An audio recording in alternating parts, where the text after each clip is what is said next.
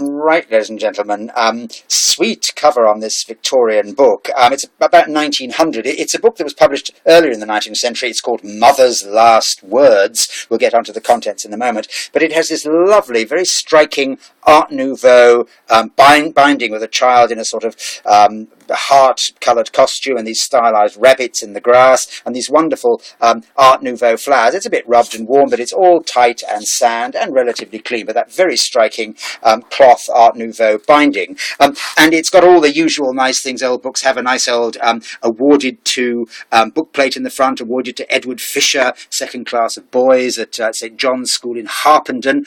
Somebody has written in semi-literate language something about Mrs. Hawkins.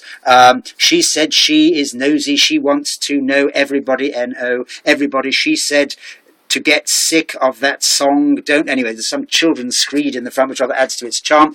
And there is the book. It's a series of 3 long melodramatic poems by Mrs. Sewell. One is called Mother's Last Words. And there you see the mother dying on the bed. Our Father's Care, Mother's Last Words, and Daniel Day or The Happy Home. You can imagine the kind of thing they are. A seaman good was Daniel Day, a noble British tar who served Her Majesty in peace and fought for her in war. And so it goes on. Our Father's Care is equally sort of stirring, and Mother's Last Words, as you can imagine, is full of melodrama. The yellow fog lay thick and dim o'er London's city far and wide. It filled the spacious parks and squares where noble lords and ladies ride. It filled the streets, the shops were dark, the gas was burning through the day, the monument was blotted out, and lost in gloom the river lay. And then the poem moves into the East End with its narrow courts and lanes where the tragic death of the mother happens. Typical Victorian stuff.